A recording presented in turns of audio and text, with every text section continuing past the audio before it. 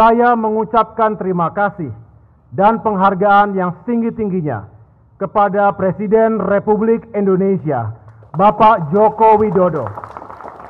Atas permintaan kalian telah meminta saya untuk menjadi Ketua Umum Demokrat. Untuk itu saya sungguh mengapresiasi dan terima kasih, dan itu saya terima. Pemerintah menyatakan bahwa permohonan pengesahan hasil Kongres luar biasa di Deli Serdang, Sumatera Utara tanggal 5 Maret 2021 ditolak.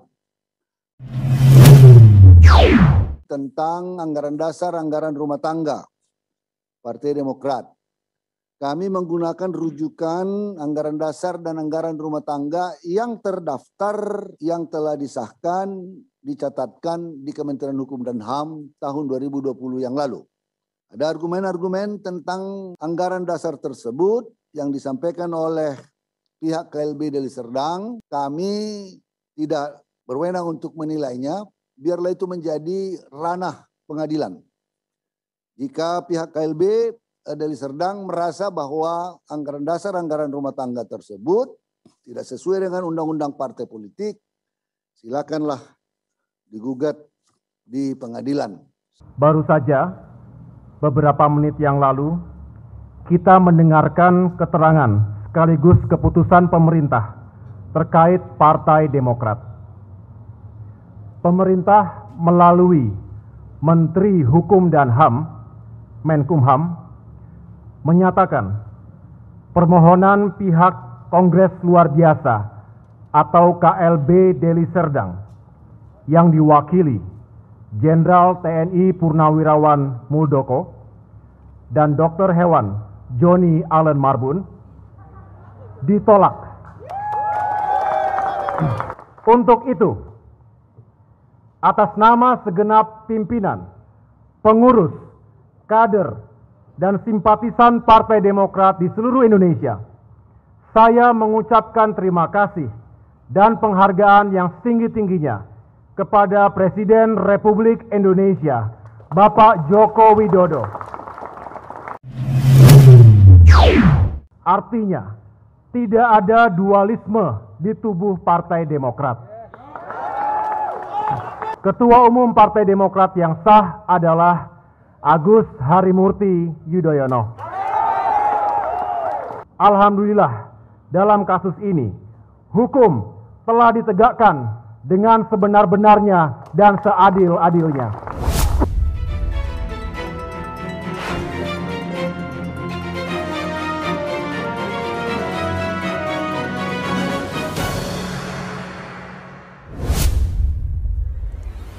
Pemerintah tolak KLB. Clear, Presiden Joko Widodo tidak mengurusi masalah Demokrat. Ditulis Jaya Surbakti di siword.com. Hai Indonesiaku, Assalamualaikum. Berjumpa lagi bersama saya di Suara Channel Bapak Infrastruktur. Dengan menggunakan rujukan Undang-Undang Parpol dan Anggaran Dasar Anggaran Rumah Tangga Partai Demokrat tahun 2020, Menteri Hukum dan Hak Asasi Manusia atau Menkumham Yasona Lauli mengumumkan permohonan pengesahan Kongres Luar Biasa atau KLB Deli Serdang Sibolangit ditolak, ujar Yasona saat membacakan keputusannya. Pertimbangannya adalah harus ada 2/3 dari Dewan Pimpinan Daerah dan setengah dari Dewan Pimpinan Cabang yang hadir saat KLB dilaksanakan. Ternyata ini tidak terpenuhi, dan syarat ini terlepas dari ada persoalan perubahan AD/ART yang diduga tidak sesuai dengan Undang-Undang Parpol atau tidak. Karena dari awal persyaratan ini memang sudah menjadi inti. Jadi kalau tidak diterima, maka wajar. Sementara soal izin dari Ketua Majelis Tinggi seperti yang dipersoalkan oleh kubu KLB Deli Serdang, itu soal lain lagi.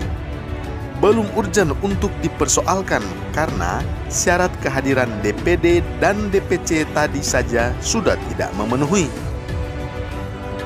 Jadi bagi kami, keputusan ini bagus dan tepat.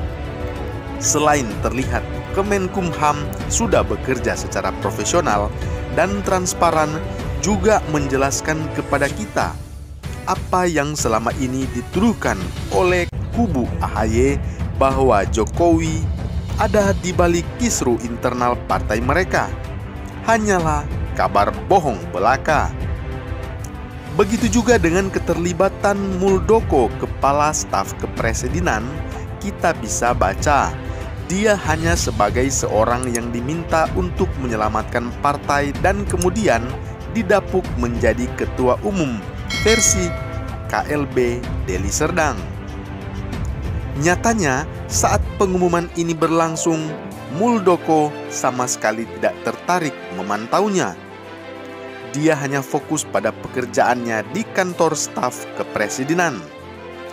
Berbeda dengan kubu AHY yang justru melakukan kegiatan nonton bareng atau nobar, kayak seperti nonton Piala Dunia saja. Kita bisa membayangkan ada yang melakukan sujud syukur setelah Kemenkumham Yasona Lauli menyampaikan keputusannya. Yang pasti, Jokowi tidak urus dengan partai selevel ini. Apalagi tidak ada untungnya bagi Presiden Joko Widodo untuk mengurusi partai yang tidak memberikan dampak positif apa-apa bagi negeri, selain proyek mangkrak dan warisan hutang saja. Sekarang tinggal kita lihat saja sejauh apa sebenarnya keinginan kubu KLB Deli Serdang Sibolangit ini ingin memperbaiki partainya. Jika benar, mereka bukan sedang pansos atau panjat sosial seperti yang dicurigai banyak pihak. Pasti mereka akan melakukan langkah-langkah terarah lainnya. Bisa jadi mempersiapkan lagi KLB yang benar-benar memenuhi syarat, atau mungkin melangkah ke tingkat yang lebih tinggi, yaitu PT UN. Tetapi kami pikir mereka akan lebih baik mempersiapkan kembali KLB baru yang legitimasi dan bisa diterima secara hukum. Di negara ini, hukum adalah panglima. Jadi tidak ada lagi tidak semua orang menghormati hukum yang berlaku. Jika kubu KLB Deli Serdang Sibolangit memang tidak atau belum bisa diterima, jelas ada urusan hukum yang tidak terpenuhi di sana. Semua harus dengan lapang dada untuk menerimanya. Jangan tunjukkan sikap reaktif berlebihan seperti yang pernah dicontohkan oleh kubu AHY. Santai saja, biarkan hukum berjalan apa adanya, mengalir apa adanya, dan silakan lakukan pemenuhan hukum kalau memang serius ingin memperbaiki partai dari tangan dinasti keluarga yang sedang berjalan.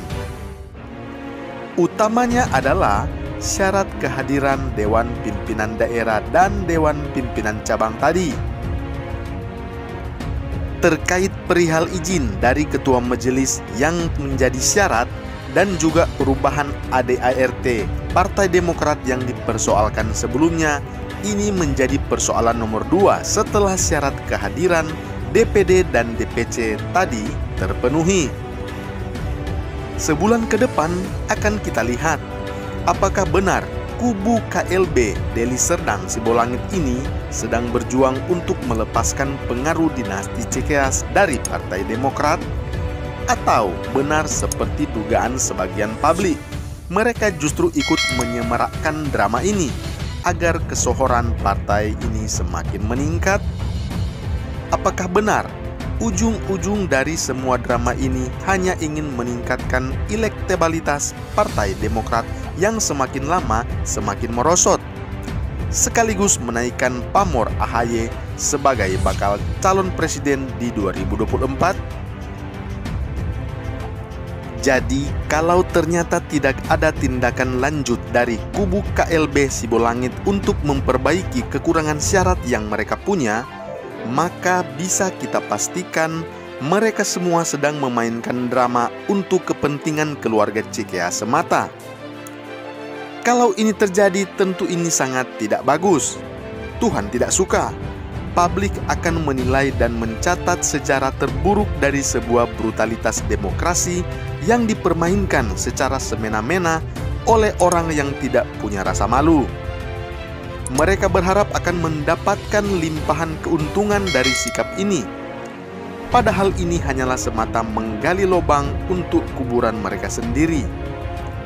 Lihat saja, kalau ini benar seperti kecurigaan sebagian publik, kisru sengaja didramakan hanya untuk meningkatkan elektabilitas Partai Demokrat, maka kita mulai yakin di tahun 2024, Partai Demokrat benar-benar menjalani pemilu terakhir dalam keberadaan mereka sebagai partai. Bagaimana menurut Anda? Salam hangat, Bapak Infrastruktur.